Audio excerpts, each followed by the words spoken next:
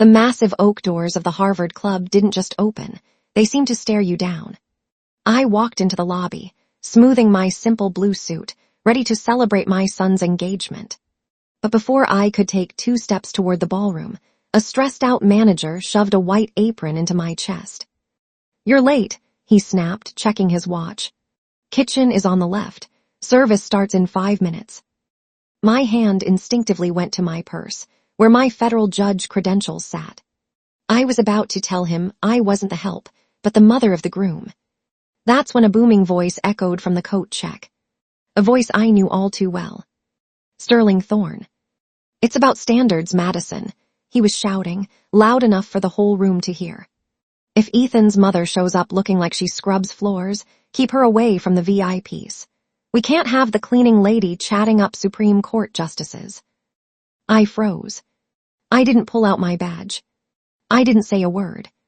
I just looked at the apron in my hands, then at the man who thought my worth was tied to his bank account. I gave a cold, small smile. "Right away, sir," I whispered to the manager, and I tied the apron strings tight. "Drop a comment and tell me where you're watching from and what time it is there. I read every single one and love seeing who is in our community. In my courtroom, silence is a weapon. If you let a guilty man talk long enough, comfortably enough, he will eventually destroy himself." I decided to use that same strategy here. I didn't cry.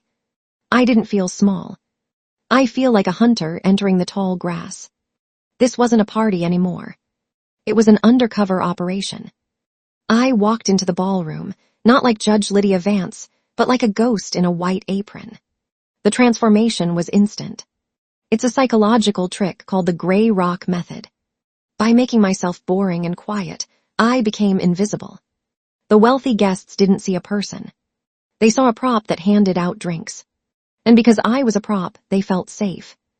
I moved through the crowd, balancing a tray. The room smelled of expensive perfume and aroma.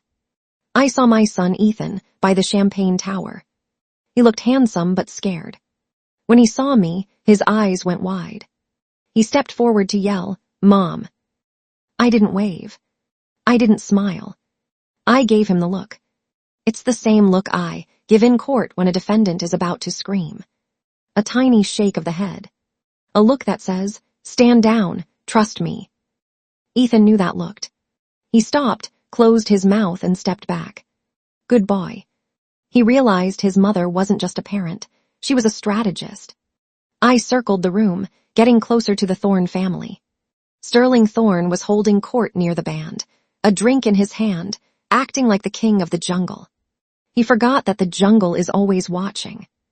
I watched his daughter Madison, my son's fiancée. She wore a dress that cost a fortune, dripping in diamonds. But she wore it like armor, not art. She snapped her fingers at a busboy without even looking at him. "They are lucky we're even allowing this merger," Sterling laughed, his voice loud. "Ethan is a smart kid, sure, but let's be honest. He's marrying way up.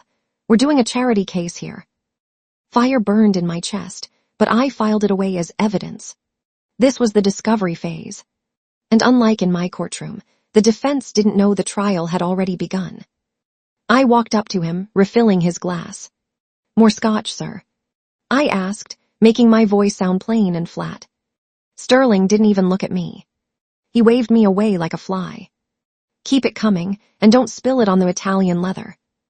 "Yes, sir," I mumbled. I walked away, my anger turning into focus.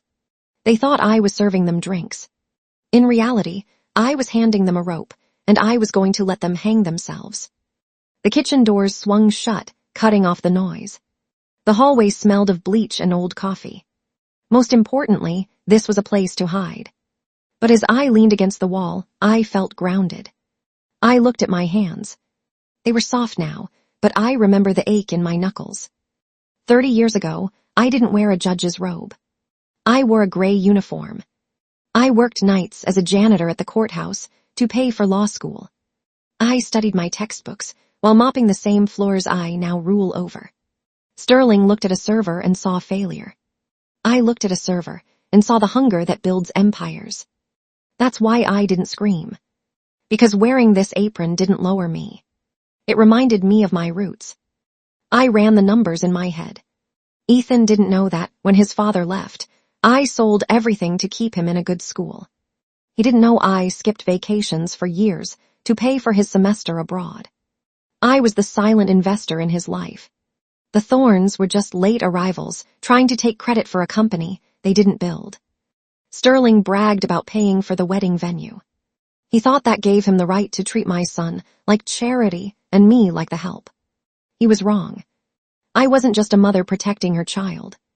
I was a majority shareholder protecting her assets. A young busboy bumped into me, looking down at his shoes. "Excuse me," he mumbled. "Chin up," I said, using my judge's voice. "You're the only reason this party is happening. Never apologize for working." He looked up, surprised, and nodded. I fixed my apron. The nostalgia was over. I knew exactly who I was. It was time to go back into the lion's den. I pushed the doors open. I wasn't serving drinks anymore. I was collecting receipts. The party was louder now. The alcohol makes them careless. I saw the Thorns near the window. Madison was the center of attention, but she looked brittle. I watched Sophia, the young server, approach them with a tray of appetizers. She waited for a pause, polite and sweet. "Crab cake, Miss Thorne." Madison spun around, her face twisting into ugliness. "God, no," she snapped. "I told the planner no shellfish. Are you trying to kill me, or are you just stupid?" The room seemed to freeze.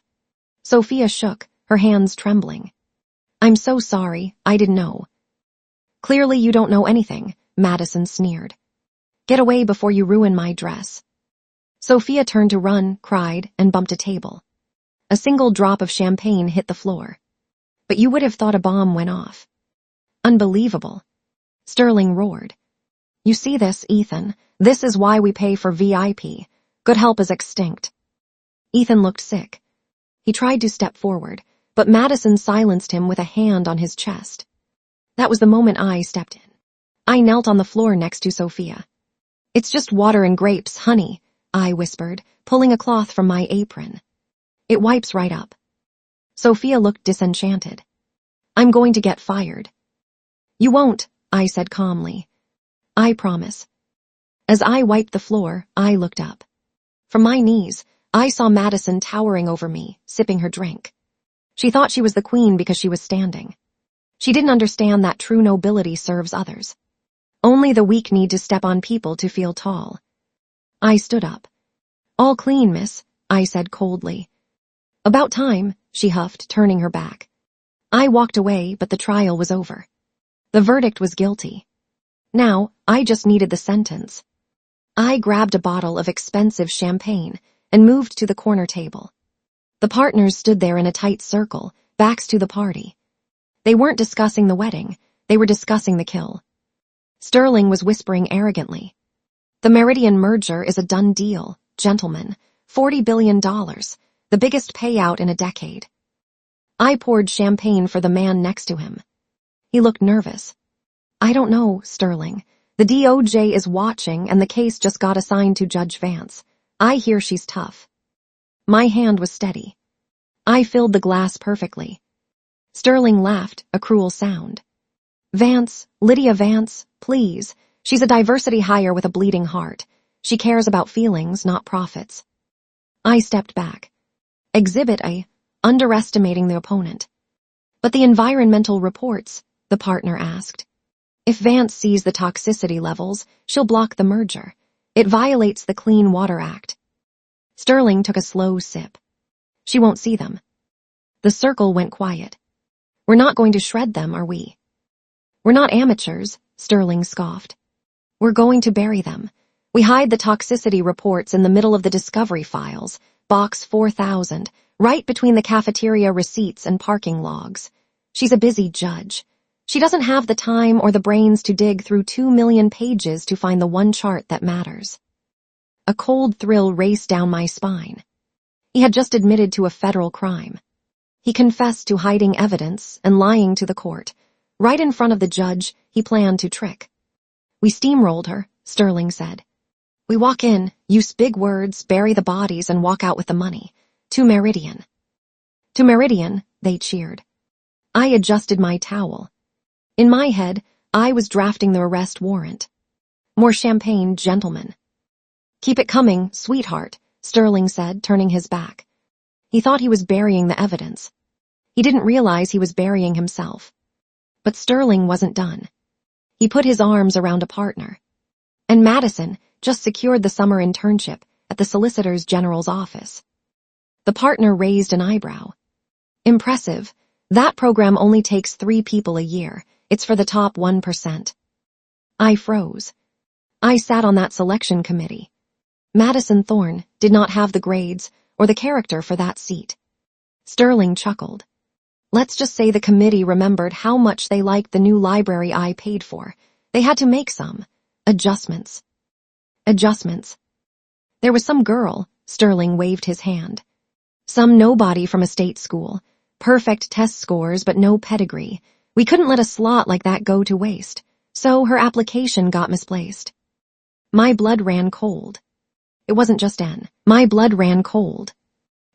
nepotism, it was stolen.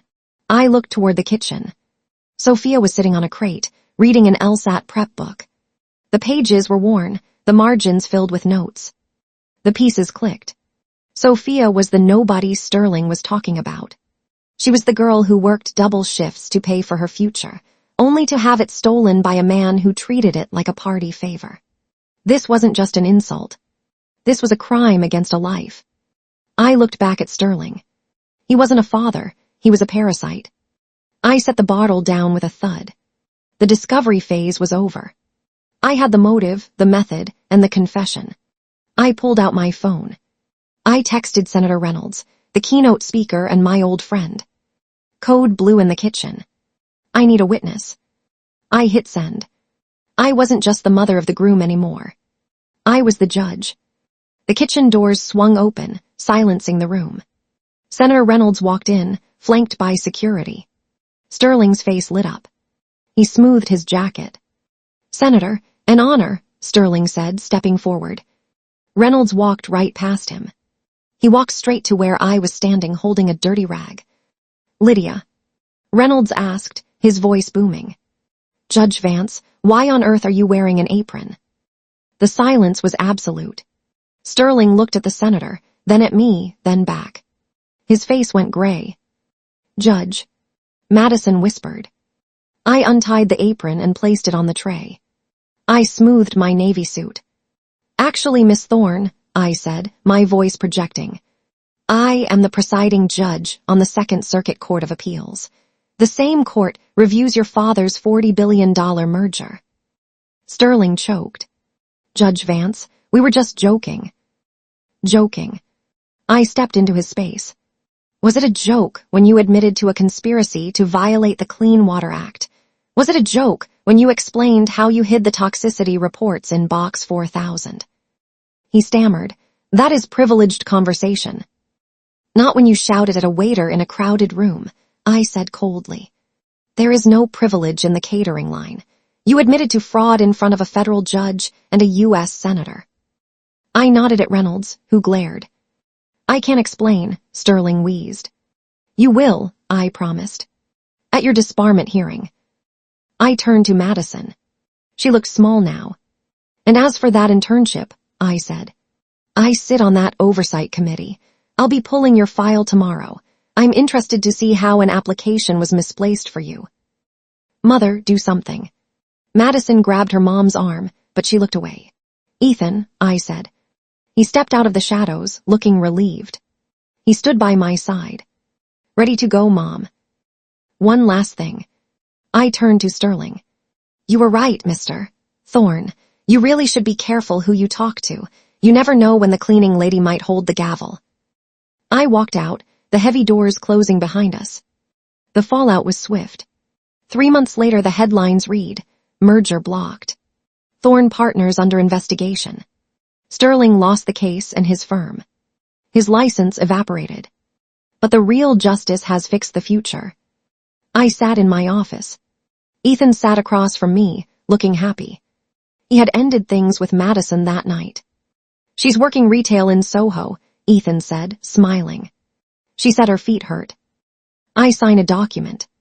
Good, pain is a great teacher. And the internship? He asked. I opened a file. The easiest ruling I ever made. I flashed back to last week. I found Sophia in the library. When I handed her the acceptance letter, she didn't scream. She just cried, silent and shaking, the way people do when they've been invisible for so long. She starts Monday, I told Ethan. She didn't need a favor, she just needed a fair trial. I looked out the window. The city was moving, the janitors, the servers, the invisible army. I thought about the apron in my closet, next to my robes. Different uniforms, same master, truth. Sterling thought power was about command. He forgot true power is about protection. I turned to my son, my gavel on the desk. Justice is blind, I said. But she isn't deaf, and she hears everything. If you believe character is revealed when no one is watching, share this story and tell me, what would you have done?